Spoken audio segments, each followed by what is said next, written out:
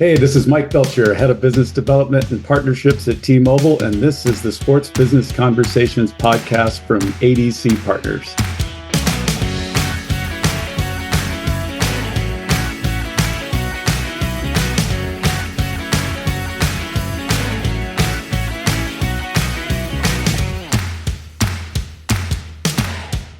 Hey, this is Dave Almy of ADC Partners, and I have a quick question for you. If your first job out of college was more or less just filling out labels on FedEx boxes, would you be able to picture yourself one day hosting a concert on Alcatraz Island with the Blue Angels flying overhead, Creed playing on stage, and the whole thing televised live on VH1? Yeah, I'm thinking probably not. But that's the path taken by Mike Belcher, T-Mobile's SVP of Business Development, Partnerships, and Loyalty Programs. After Mike graduated college, he spent 8 years at Disney, where he began by perfecting those FedEx labels.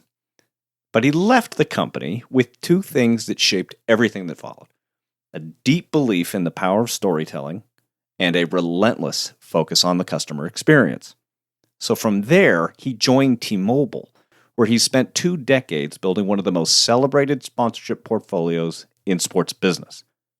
Under Mike's watch, T-Mobile went from a distant fourth-place carrier to a brand that is synonymous with creative and effective partnership marketing.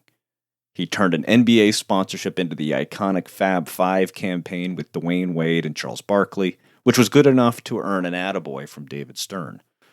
He won the Sports Business Journal Award for Sponsor of the Year in 2023, secured official telecom partner status for the LA Olympics, and is now leading the charge of embedding 5G into events like the PGA Championship and Las Vegas Grand Prix. I mean, Mike has done it all.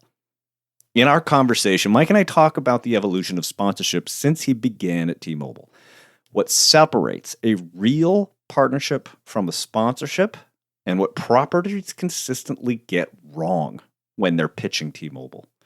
He also reveals what percentage of his wardrobe is T-Mobile magenta, and his answer is probably more modest than you'd expect. So thanks for listening in on my conversation with Mike Belcher, T-Mobile's SVP of Business Development, Partnerships, and Loyalty Programs. Hope you enjoy. So Mike, let's just jump right in. Yeah.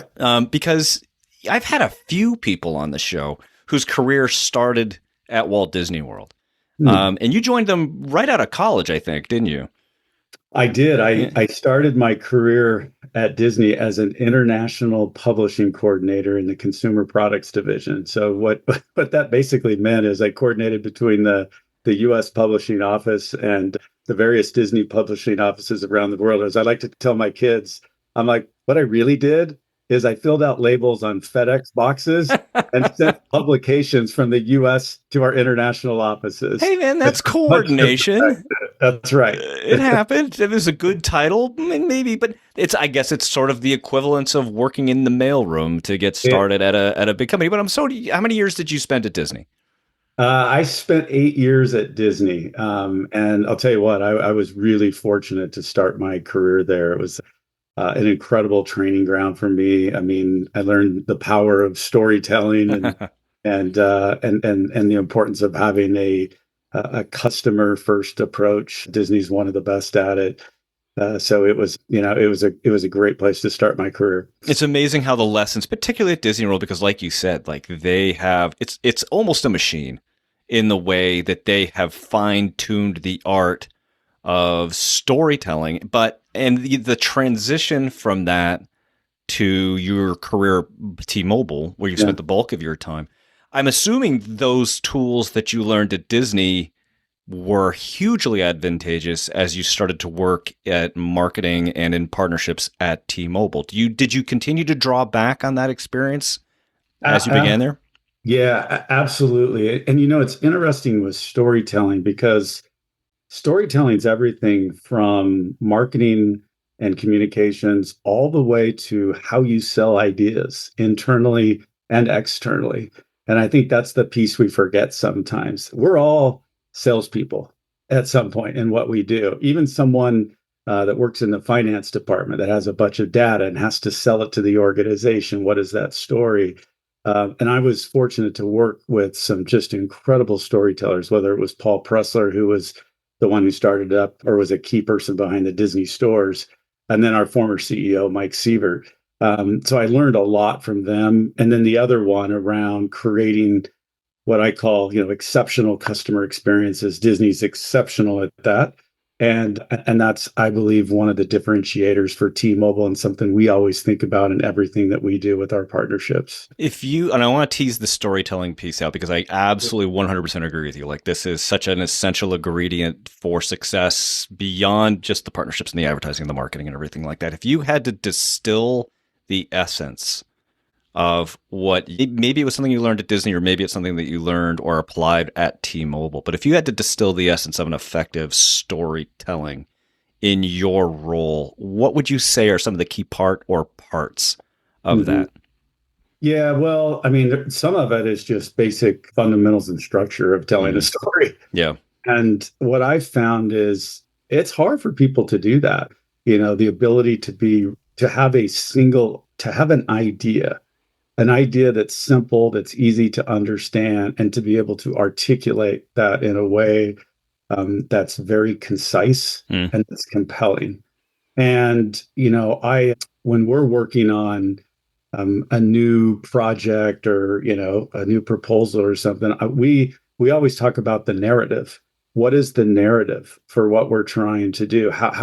If I'm talking to you right now, what is the story that I want to tell you that's going to get you excited about what we're doing and clearly connect to what is the meaningful impact to the business? And I think a lot of that comes down to people try to do too much when they're trying to sell something, or even when it comes to what we do with customers and how we're trying to communicate in our advertising and trying to say too much and having a singular idea. That's the same internally and the same with partners and the same for people that are selling, is to be really clear on what you're trying to articulate, be very concise about it. And that way you're going to break through. It's interesting you say that we forget sometimes maybe the art of storytelling or get away from storytelling because, and I promise this is the last Disney reference, but like if there is we've all consumed Disney products. We have seen the movies again and again and again, and they do follow a very straightforward formula. So it's curious to me that we all have that fundamental basics of understanding of like what the parts of a good story are, but we get away from, is it the too busy thing? Is it the other demands, maybe too much, maybe people too focused on data and telling a story with numbers? I think it's a combination. I think we think more is better sometimes, and it's the opposite. The other thing I always try to get the team to do is, what's the headline? Yeah. What is the one thing that you want the customer to take away or you want the partner to take away? And if you can't get that, you have a lot of stuff underneath that. Yeah. But if you can't have a clear headline, that's where you're going to challenge. It's like any story. It's like, what is the message what is the ultimate message that you're trying to deliver, and how does the story back that up? But we always start with like, what's the headline? Okay. And then build down from that. Now, you've been at T-Mobile for a good long time. And a lot of that time had been focused on the sponsorship and partnerships portfolio, and including sports, which is obviously the genesis of what we wanted to talk about today, sort of focus on. I know we've moved on to other things, but come on, man, it's a sports business conversation. Come on, Mike, we got to focus a little bit. Right, yes. So if you can, go back to some, from your perspective today, and think back to some of the earlier things that you worked on at T-Mobile in a partnership capacity. Can you talk about the earlier memories that you have in it and what makes you now go like, I can't believe we used to do that? Like, that was something that we spent a lot of attention on, like just to sort of getting into the evolution of it while it's been under your watch. Yes. Can I do sports and outside of sports as well? You can do the entire, I will permit it. Okay. Fantastic. I look back at, and there are many, but I look back at some of the things that we did as a brand in the early days, and just number one, it's like, oh my gosh, how did we do that? And number two is it reminds me just how good it was when we did it, that I don't think we even realized at the time. And I'll give you some examples. Yeah. It starts with T-Mobile Rocks the Rock. we created the first ever outdoor concert on Alcatraz Island to launch the T-Mobile brand in the United States. As a member and denizen of the San Francisco Bay Area, I recall it well. Do you recall it? Yeah. It was the talent was. I do this as trivia. Who was the talent for the launch of the event? It was Creed and the Wallflowers. I won't ask you, but the event. I was getting a little panicky. The event was promoted on Clear Channel radio stations across the country. It was we had it televised live on VH1. Yeah. And it was one of the most surreal moments, standing on that island, looking out at the stage with the backdrop of San Francisco as the fog had moved by. And earlier we had the Blue Angels fly over. It was just an incredible experience. It was one of the most challenging. For those of you who have not been out to Alcatraz recently, let's just say the infrastructure is not robust. No, and then getting everything from land to the island was a challenge. But it also was a big message that we wanted to send, that we were going to be bold, disruptive as a company, and break through. And I said, celebrate the nationwide breakout of T-Mobile on Alcatraz. And so I look back at that, it's just like, oh my gosh, like I can't believe we did that. Yeah. The next one's sports. It's the sponsorship we had with the NBA. And it was our first major sports sponsorship. And I think it helped put the brand on the map. And it was one of those things where we were this small little T-Mobile. We were a distant fourth carrier at the time. And now we're with the NBA. I mean, like we're real. We're in the game. And it inspired one of our most successul ad campaigns in the history of our company. And that was Who's in Your Fave Five with Dwayne Wade and Charles Barkley. And for those people that might not remember that, it was a long time ago. That was our Service My Faves, which was basically you could call to your 5 favorite people. It was unlimited calling to your 5 favorite people. And you can imagine the fun that we had coming up with stories about Dwayne Wade trying to get into Charles Barkley's Fave Five. We shot that commercial, and it was one of the first takes in Los Angeles. And I remember looking at our head of creative, and I said, "This is gold." Yeah, you felt it right there. This is just magic. And we put it out, and instantly it became a part of pop culture. Yeah. It frequently showed up on late night TV shows. You would go to basketball arenas and people would be holding up signs. Can I get into your Fave Five, Charles? I would go to golf tournaments, and people would have signs at the golf tournaments when Charles would play in Tahoe.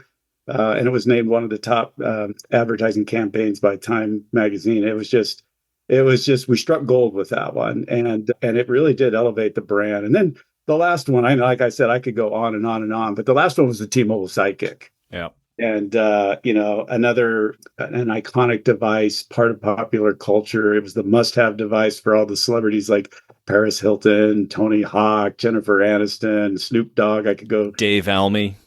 Dave Almy. Yes. Yeah. Huge. I could go down the line, and we had the T-Mobile Sidekick launch events in Hollywood. They became legendary, and I'll never forget. We had a new CMO. We were having dinner. And he was getting nervous because he wanted to get up to the event. And I said, "We've got this covered. We're good." And we walked up the steps. It was on the rooftop. And there was a line of celebrities waiting to get into the event before the actual event had started, which I've never seen before, because they wanted to make sure they got their sidekicks. They got their sidekick. Yeah. And they walked the magenta carpet, and they went in and had a great time. And it was a special time. So I look back at those and just go, wow, like you said, what the wow factor. Yeah, there's a lot of wow factor. I actually want to tease out the relationship with the NBA for just a second. Because, like you said, at that point, you were the number 4 carrier in the U.S., and the NBA is clearly its own cultural phenomenon. So the category had to be extremely competitive. I'm wondering, we always talk about, properties selling themselves to brands to try to make sure that they can get involved in that. But I'm wondering, as the 4th most popular carrier, did you have to sell yourself to the NBA a little bit to get them to consider you as a viable option as a sponsor? Yes, we did. I think it was mutual in that they were at the time in an existing relationship with Verizon. I don't want to speak for the NBA, but I think it was a little bit stale. Mm. And they knew the NBA was doing really well at the time. They had an opportunity to maximize that category. And so we started having conversations with them, but it was very competitive. And I think there were kind of two internal camps at the NBA on where Mm. they were going to go. But yeah, we had to sell them on where the company was going, our story Yeah. as a brand. And I think the NBA realized they liked our approach to marketing. They liked how they could reach a younger audience with what we were doing.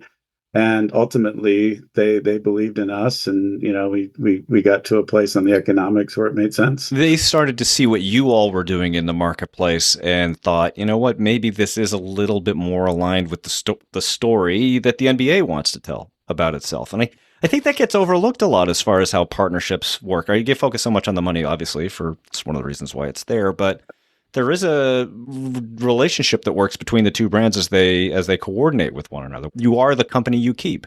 Right, right. And it does. And I give them credit because they put stock in the fact that we told them that, listen, we're not just going to sponsor the NBA and put our name all over the place. This is going to be our main marquee property, and Yeah. we're going to activate You're the going to heck use out it. of it. And when we did that campaign with Charles and Dwayne, that was the proof point. I remember David Stern coming up to me and confirming that, or reinforcing that they made the right move. The famously prickly David Stern, who Yes, gives you an attaboy. That's something you don't wash your shoulder from the back pat. not at all. That's when I knew we were doing something good. I mean, I had a Jay Prasad from Relometrics on not so long ago, and Relometrics is one of the analysis tools for partners and things like that. And we talked a lot about how sports has gone from kind of a nice to have. It's, one of the thing you do that's sort of the tail on the end of the dog that is your marketing, to something that's far more essential for how brands are trying to connect with audiences. As someone who has been at T-Mobile and sort of watched the evolution on that, can you speak to that and how the role of those kinds of relationships, whether sports or other organizations, have become more fundamental to how the brand works and what it's trying to say about itself? Yeah, it really it has changed quite a bit Yeah. in 20 years. I mean, especially for us. I mean, going back to where we had the NBA and maybe ESPN and I think back then we were a little bit on the forefront based on how we had activated around the NBA. Mm-hmm. But I think the biggest difference today, and it's hard for me to speak to other brands, I can Sure. speak for us, is the importance of sports across the entire enterprise. Mm-hmm. And what I mean by that is, you think back to our days with the NBA, it was really a lot more about brand, awareness, consideration, the association with the NBA. And yeah, we had, customer experiences and so on, but it was really more brand focused. Today it's about reaching new audiences. It's about integrating technology. Mm. It's about driving new business for the company. And I'll give you a couple examples. We were Our market share in smaller markets and rural areas and enterprise business was much smaller than where it was general market. It was a big opportunity for us. And one of the big reasons for that was because of our network. And Mm-hmm. as our network evolved and we got to a place where now we had we're the leader in 5G, it presented an opportunity for us to really accelerate growth in small markets and rural areas and enterprise. Yeah.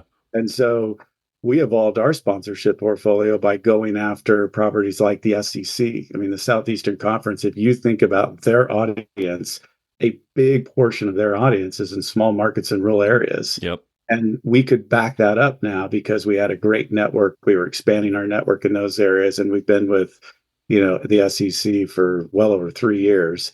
And then on the enterprise side, a good example is what we just did recently with the PGA Championship and what we're doing in golf.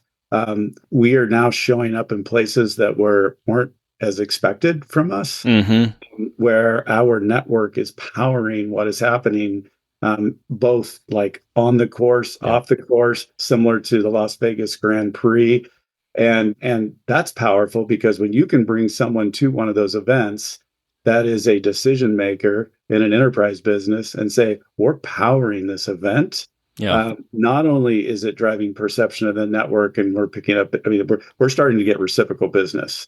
So it starts from enterprise level customers who are showing up at those events. Like, well, I got 4 bars all over this event, so something's working. Yeah, well, and you can take them back behind the scenes or back of house at the event and say, this is literally what we're doing. And they're thinking, well, if you can do that for the PGA of America or Las Vegas Grand Prix, think of what you could do for my business. Yeah. It's a very credible proof of performance type stuff. It's happening right in front of them. Proof of performance. And it's not, I mean, it's things that people haven't seen or done before. And so it's really powerful. And that's a huge part of what we do now is the integration of our network in partnerships. That's the biggest evolution for us. Yeah, I was going to ask about that, right? Because technology, in particular connectivity, is, I mean, it's central certainly to fan experience. It's central to everybody's experience today. Mm-hmm. That has been an interesting evolution as well, how integrated and important that provision of that connectivity is to the partner. So can you talk a little bit about that? Because expectations are so high for people to maintain that active online presence infinitely. So as you think about business development and partnerships, what are the opportunities and challenges that are faced as a technology company who's responsible for that? How do those play out in real time for your experience? Yeah, well, the evolution there is remarkable. I mean, 20 years ago, fans mostly watched the games. Watched the games.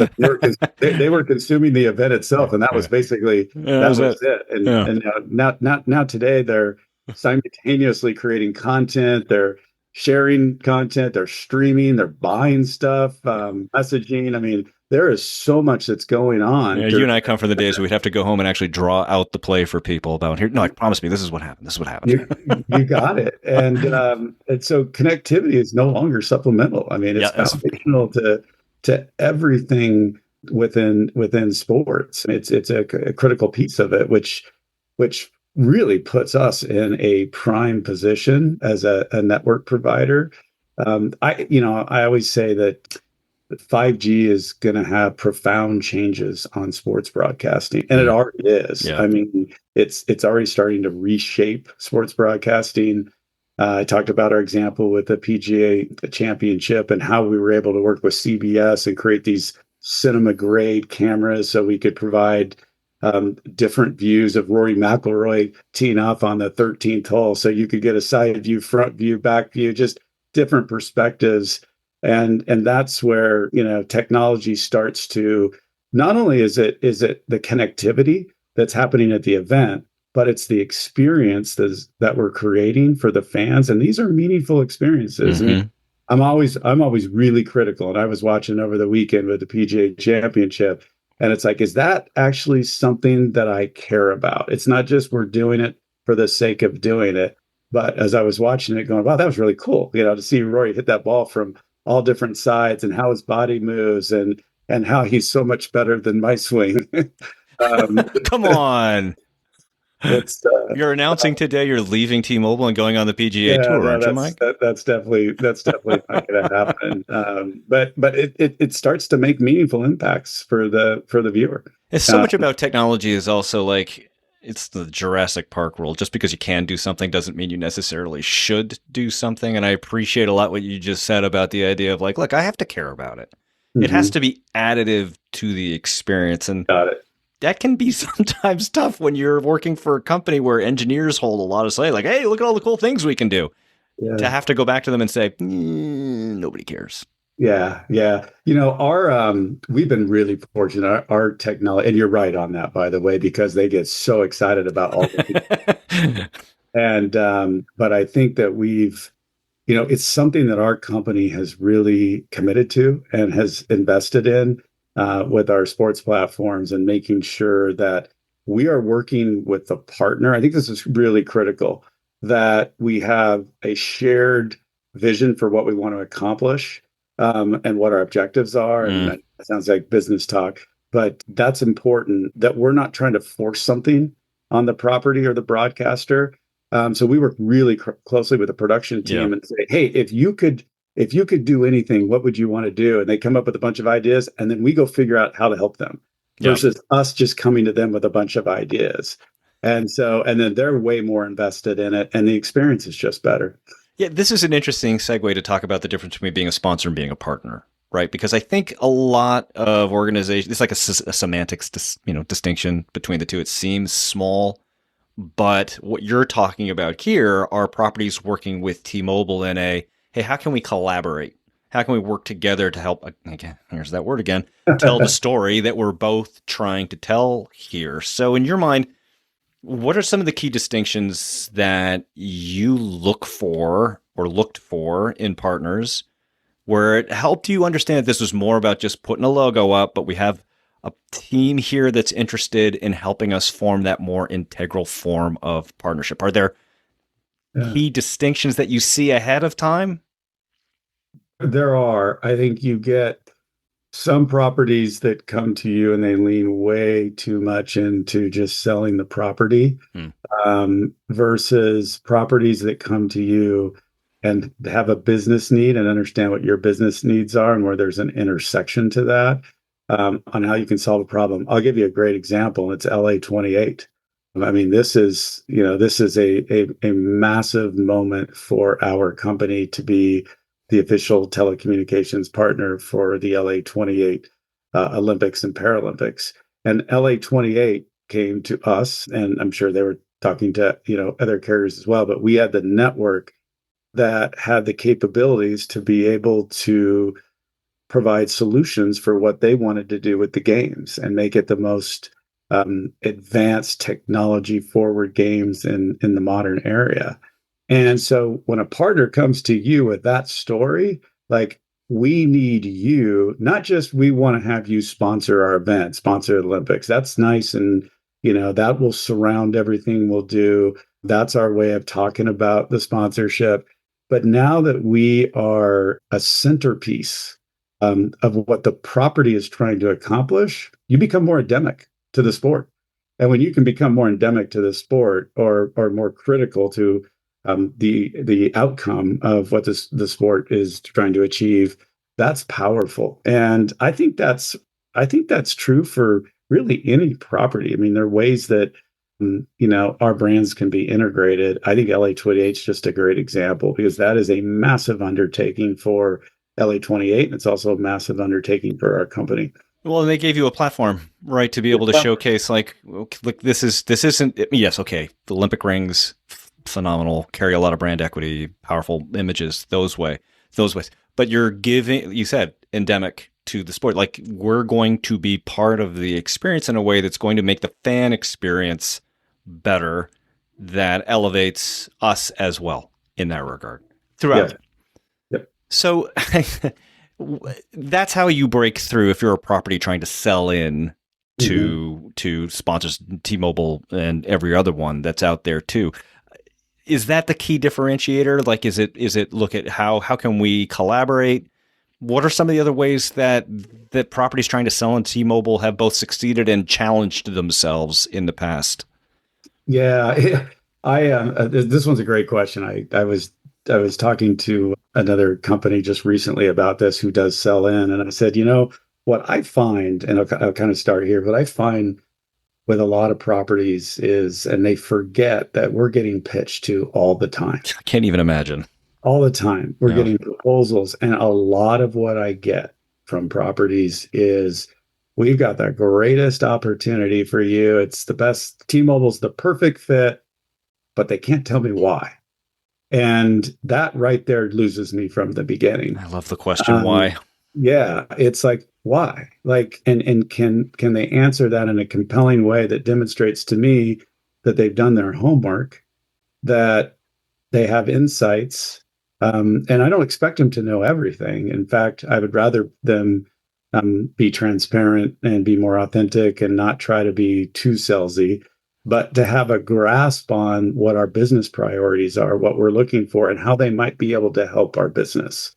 That is where it starts. And I think the properties that can really come in and say, okay, we know that T-Mobile is trying to improve the perception of their network. Yeah. That there's a gap or a difference between actual network performance and what the perception of our network is. So that is a business priority for us. There are properties that can help us do that and ways to help us do that. And if you start by the problem, like, hey, here's how we can help you do that.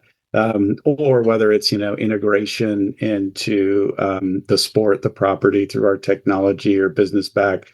It's come to us with a business solution that's based off of insights and business priorities. I mean, that's great advice for properties trying to sell into sponsors or their partners and things like that. But like, as someone who's been in this industry for a long time, you've actually had an opportunity to connect with a lot of your peers who are doing the same thing that you're doing, just at other categories and other businesses as well. And I'm wondering, like, given the success that you've had, what are they asking you about and how to be a better performing brand in those kinds of partnerships? What challenges do you see them having that you've been able to offer advice towards? Yeah, the biggest challenges that I see companies having, it's more internal. Mm, yeah. It's more about how to sell internally, how to get commitment internally. I find that you get a lot of companies who will sign up for sponsorships, and then I don't want to say they're stuck, but all of a sudden they're a sponsor of a property that's a pretty hefty, paycheck, or not paycheck, but check that they're given to the property, but they underestimated, number one, or number two is there wasn't a full commitment on how they were going to support that. Not fully baked on their side. Not fully baked either. And some maybe because they didn't understand it, because they didn't have the expertise internally. So then they're trying to catch up. Yeah. I find that is one. The other one is going back to just what was the reason why they did it. And a lot of sponsorships, they can be very emotionally driven. Naming rights deals are like that. And so what is the ultimate reason that why you did it? And then the other one is, do you have alignment with the partner? Because, and I talked earlier about a shared vision. If you don't have a shared vision with the partner alignment up front, it's likely going to break down. And you're going to struggle because you don't have the same objectives, and it doesn't become a mutual beneficial partnership. And that's where I see a lot of challenges with partnerships. And I think that's why our team's been so successful with Major League Baseball is we have a shared vision, and we've had from the very beginning, and it's evolved over time. Yeah, you've been a longtime partner. And so that's one I tell people is make sure that you have that honest, transparent conversation with the property. What are they trying to achieve? What are you trying to achieve? Does that align? And if it doesn't, you need to have some hard conversations. Yeah. If they say, well, we need your money for operations and that's about it, that's probably going to be a red flag. You brought up Major League Baseball. And like I said, this has been a long time partnership for you. And I appreciate the challenges. Like, yeah, okay, baseball's the same, but everything around baseball changes so much. Like the Home Run Derby is going to be streamed on Netflix this year. This is a big change from how these kinds of properties get activated and the decisions that you all have to make about where you're allocating dollars and visibility and things like that. So how does that change the calculus internally? I'm thinking particularly on the streaming side of the business. Yeah. How does that impact decision making from where you sit? Like, is it opportunity? It's like, this is great, or is it's like more narrow? How does it work? Yeah, it's I think it's an opportunity, to be honest. Yeah. It's different because we've been, specifically as it relates to the T-Mobile Home Run Derby, we've been with ESPN, and we've had a great partnership with ESPN. It's a well-oiled machine, and so you hear that there's a change, and you get a little antsy. What's that going to mean? Because we had I would say a really good partnership. We also have a partnership with Netflix, and we've had a partnership with Netflix for several years, and it's fascinating to see, how rapidly the distribution is changing in sports and entertainment. And I think what Netflix will give to us is an opportunity to reach a different audience, maybe a wider audience, an audience that might not have been watching baseball, a more casual audience. The other thing you get from streaming platforms is there's discovery, there's social engagement. And so it presents new opportunities, which we're going to have to evolve. And I'm sure it's going to be challenging at the beginning, just like it was with ESPN as we were trying to figure each Sure, other navigating out. that one had to start somewhere. Yeah, and it had to start that way. I remember, we were really pushing baseball and ESPN to have the little lounge area that's right in front of the first base and the third base dugout that's very magenta and everything. Yeah. And it was, and they were Well, I nervous don't about know. it. It's a shame. They did it. They love it. Manfred loves it. I mean, Yeah. it's been additive to the event, both for the players and also for the viewers, because they get to see the participants and also the guys that are just watching with their families down on the field. It's a neat, Yeah, it neat part of humanizes everything just that little bit more. it humanize it. So I think Netflix ultimately broadens the awareness and creates new storytelling opportunities for us. And because of our partnership with them, we're right now, because it's getting close. We're a little over a month. We are right, almost close to it. T-Mobile Home Run Derby. T-Mobile's also a unique member of the two named sports facilities buildings. We got T-Mobile Arena down in Las Vegas and T-Mobile Ballpark up in Seattle. Seattle, I'm assuming, is sort of a hometown, is based up here. Wanted to make sure that we had a good corporate presence and that type of thing. What about Vegas? Why was the Vegas opportunity the right moment for T-Mobile to put the brand on the building? Sure. And we actually have three. Oh, gosh, I forgot one. Oh, my God. There's T-Mobile Center in Kansas City, which used to be Sprint Center. Yeah, that's on me, Kansas City. Okay. Listeners in Kansas City, that's one's on me. It used to be Sprint Center, All so right, yeah. forgive you on That's that. true. All right, thank you. Sorry about that. We have and then we have in Puerto Rico, we have an entertainment district, Distrito T-Mobile. So technically we have four. I'm being humbled in real time here. Well, and that was so. It's a good story, and it's a great question. Finding stories are definitely a theme here today, I love Mike. stories. Yeah, good. We were approached by AEG and MGM back in, I think it was like 2013 or 14 with the opportunity for T-Mobile Arena. I personally was lukewarm on naming rights deals. They're very expensive. They are often, or I should say, sometimes they're done for other reasons, and there's emotional decisions around naming rights deals. But when the opportunity was presented to us, we looked at it as, you know what, if we're ever going to do a naming rights deal, Vegas makes sense. It's a perfect fit for our brand. It reaches a wide audience because you have people coming from all over the country that go to Las Vegas. It's going to house major national events. In fact, when we started, you had the Billboard Music Awards, you get college sports, then you got the hockey team that came in. And it also just showed, the investment and the presence of our brand in Las Vegas. And then you have CES, you have all these events that come into town. So there were a lot of reasons why that one made sense. It ticked a lot of boxes. It ticked a lot of boxes. In fact, we went to our CEO at the time to present the opportunity. It was basically a 5-minute conversation. Short story. It was it was very concise. Yeah. It was, here's what it's going to do for us. And it was like, why wouldn't we do it? Yeah. I mean, that's how we operated and still do as a company. We jump on big opportunities, and we're obviously responsible about what we're going to go do and the deal behind it. And it's been fantastic. I think I don't want to say we took a leap of faith, but it was a little bit of a leap. We didn't know how it was going to do, and it was new for them. It's been great for both partners. And so after that was done, we realized, hey, we did that really well. And then T-Mobile, we've got this naming rights thing figured out. We got the naming rights thing figured out. And then the opportunity presented itself with T-Mobile Park. Yeah. And that, you're right, that we did that because we were also in the midst of, there were a lot of talks about us merging with Sprint. There were a lot of questions about, will T-Mobile be in Seattle? Yeah. We wanted to make a statement about the fact that T-Mobile is here and here to stay, and we're invested in the community. We were also a brand that when you would ask who are the main companies in Seattle, we weren't one of the first mentioned, maybe not the top 5. Now we are. I mean, that was one of our metrics that we looked at.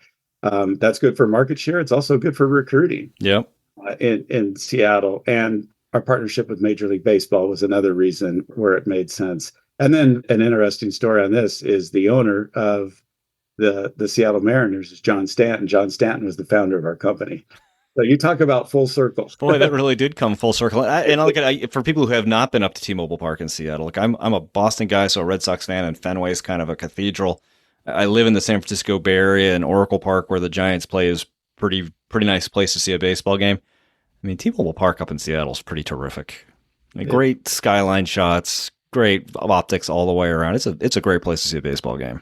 It is a great place. Thank you for saying that. And what's interesting is when we did it, you're always nervous. Are people still going to call it the old place, Sure. which was Safeco?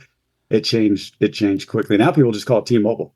Players say, I love playing at T-Mobile. So we get a lot of good brand attribution with T-Mobile Park. So, hey, Mike, I've had you for a long time here, so we're going to wrap up here pretty quickly. Before I let you go, what do you think that partnerships are going to continue, the role that they're going to continue to play at T-Mobile, right? Particularly as your purview expands inside the company and its business development and partnerships?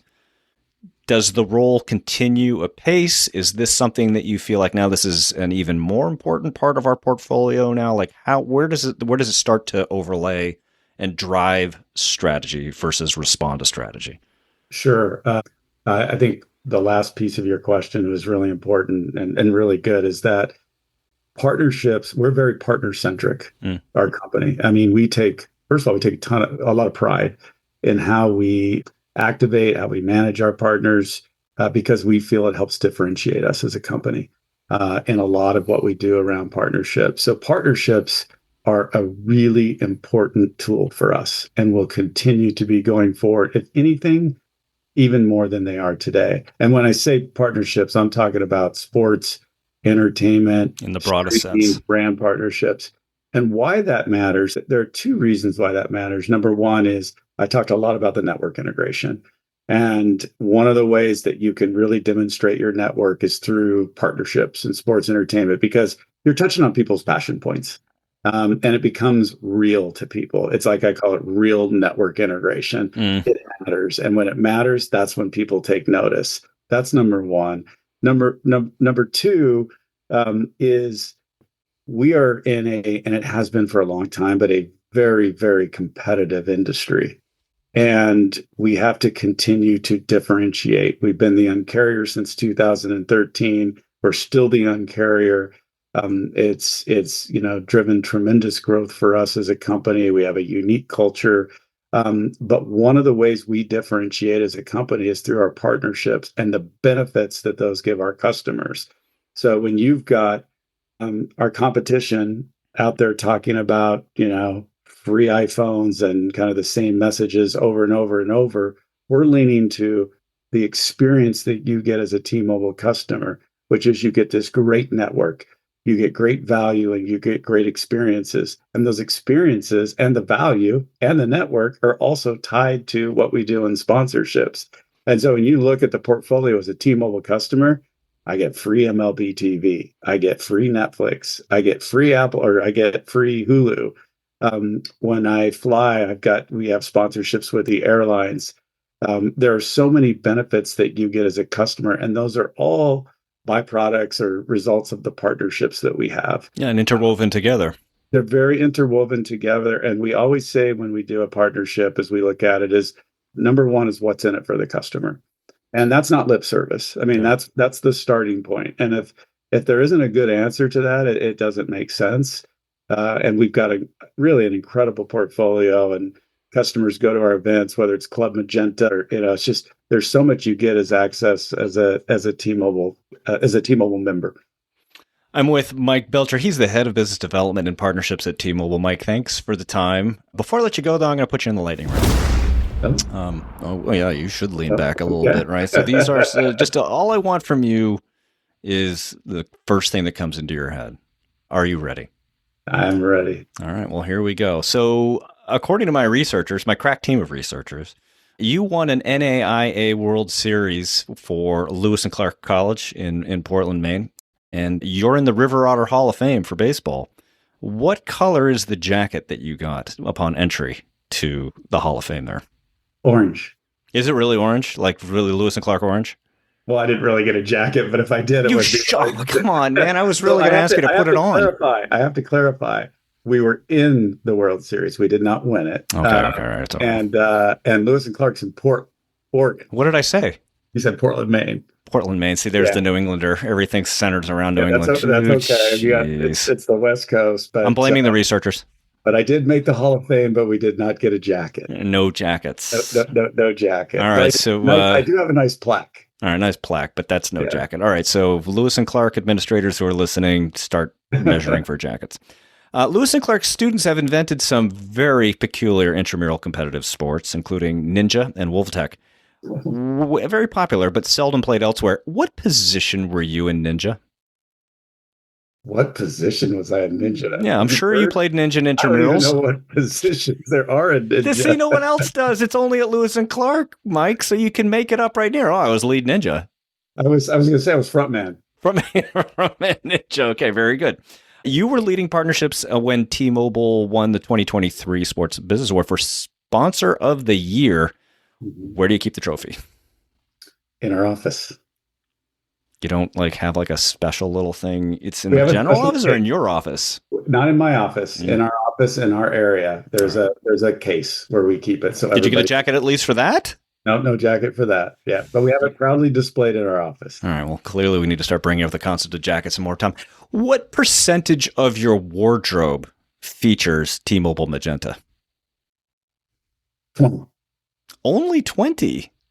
That's modest. I would have said 50. That was going to be my guess.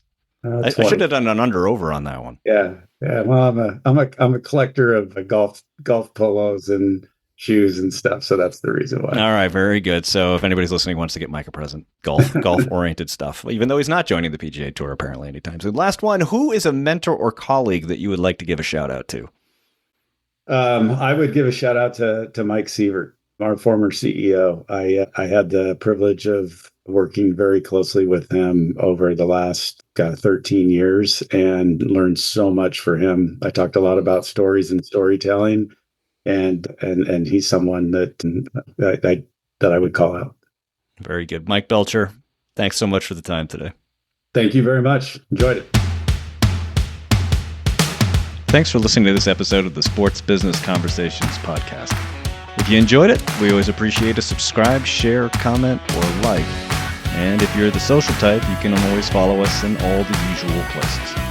Don't forget, past episodes are located at adcpartners.com/podcast.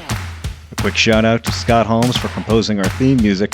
This podcast is a production of ADC Partners. All rights are reserved.